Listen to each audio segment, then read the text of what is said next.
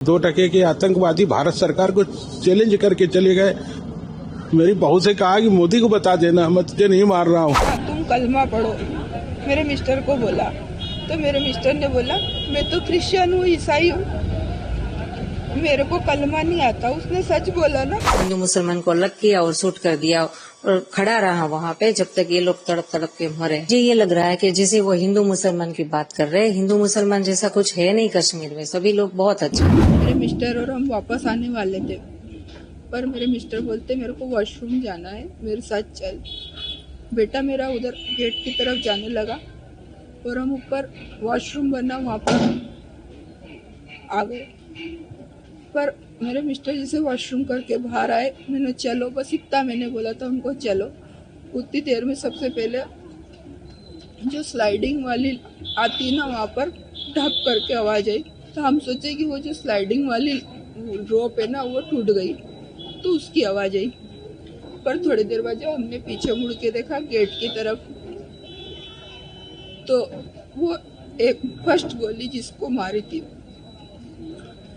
और वहाँ लड़की रो रही थी कि मेरे को ही मार दो, जो भी थी वो।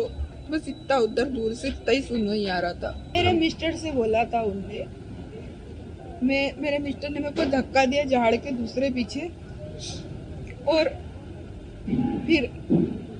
फिर उनको बोलते कि ना तुम कलमा पढ़ो, मेरे मिस्टर को बोला तो मेरे मिस्टर ने बोला मैं तो क्रिश्चियन हूँ, ईसाई हूँ, मेरे को कलमा नहीं आता। उसने सच बोला ना, सच बोला ना। उसको नहीं आता, हमको भी नहीं आता, शायद आप दोनों में नहीं होंगे तो आपको भी नहीं आता। से वापस वो फायरिंग की आवाज आई तो सबको लगा कि नहीं कुछ तो गलत है, तो सब अपनी जान बचा के इधर उधर छिपने के लिए भागे, पर कहीं छिपने की जगह थी ही नहीं, क्योंकि पूरा तो बाउंड्री किया हुआ था, तो कहाँ कोई भागे, कहाँ कोई छिपे।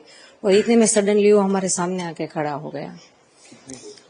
जो हम इस तरफ झुक के जहाँ पे थे, हमारे सामने तो एक था, बाकी कहीं भी हर जगह सबको घेर लिया था उसने। हमारे सामने जो एक बंदा था, उसने ये बोला हिंदू एक तरफ हो जाओ, मुसलमान एक तरफ हो जाओ। फिर उसने बोला कलाम, तो जो मुसलमान थे उसने बोला कि मुस्लिम, फिर उसने बोला कलाम, फिर मुस्लिम, फिर कलाम, फिर मुस्लिम। जो उनका होगा कुछ, हमें तो वो पता नहीं था, क्योंकि मेरे बाजू में जो लेडी थी वो मुस्लिम थी, तो मैं सुन रही थी। जैसे ही आतंकवादी कलाम बोलता है ना, तो जो मुसलमान होते हैं वो लोग बोलते हैं मुसलमान। तो वो उसने पूछा, हिंदू को एक तरफ किया और जो भी हिंदू भाई थे सबको शूट कर दिया। मेरे सामने जो बंदा खड़ा था, मतलब पूरा इतनी लंबी हाइट थी, और उसने ग्रीन कलर का पहना था पूरा वो टॉप, वो पैजामा वगैरह पहनते हैं ना, वो AK-47 क्या, वो लंबी वाली जो गन होती है 2 फुट लंबी, मतलब, और गन के आगे कैमरा था एक, तो ऐसे एकदम आसानी से शूट करके चलाए गए।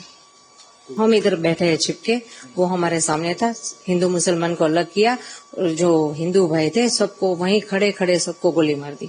जैसे कि मेरे हस्बैंड का सर मेरे गोद में था, मेरे पीछे मेरी बेटी, उसके पीछे मेरा बेटा, ऐसे हम बैठे थे। मैं भी कुछ नहीं कर सकी, कुछ नहीं।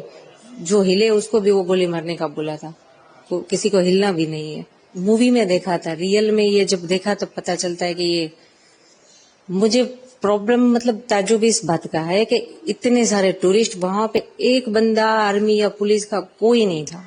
मुझे ये लग रहा है कि जैसे वो हिंदू मुसलमान की बात कर रहे हैं, हिंदू मुसलमान जैसा कुछ है नहीं कश्मीर में, सभी लोग बहुत अच्छे।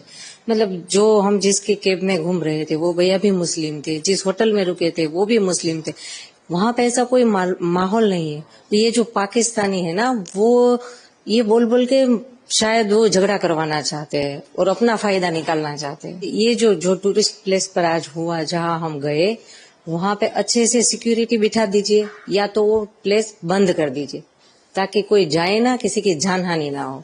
जितना गवर्नमेंट से कंट्रोल हो वो एरिया ओपन रखो, जो कंट्रोल नहीं हो रहा है और जो डेंजर जोन है वहां पे किसी को जाने ही मत दो ना। फिर ये कोई छोटा मोटा हादसा है नहीं, अगर ये डेंजर जोन था तो किसी को ऊपर जाने ही क्यों दे रहे थे वो लोग? विदाउट परमिशन तो कोई ऊपर जा नहीं सकता था, आर्मी कैंप के सामने से ही सब जाते थे, तो उनको पता ही है ना इतने टूरिस्ट ऊपर है, तो ऊपर कोई सिक्योरिटी नहीं, कोई पुलिस नहीं कोई हॉस्पिटलाइजेशन, कुछ नहीं, कोई मदद नहीं। मेरा बेटा और बहू बैठे थे, स्नैक्स वगैरह खा रहे थे, तो पीछे से आए ये आतंकवादी और इन्होंने पूछा हिंदू हो कि मुसलमान हो, तो उन्होंने जैसे हिंदू बोला है वैसे तुरंत गोली मार दी सर पे। मेरी बहू कहने लगी मुझे भी मार दो, तो उन्होंने कहा नहीं, तुम जाओ मोदी को बताना, तुम्हें नहीं मारेंगे। और फिर उसके बाद बाकी लोगों को गोलियां चलाई को, और फिर और आ गए, तो तब तक ये लोग भागे जान बचा के किसी तरह ये लोग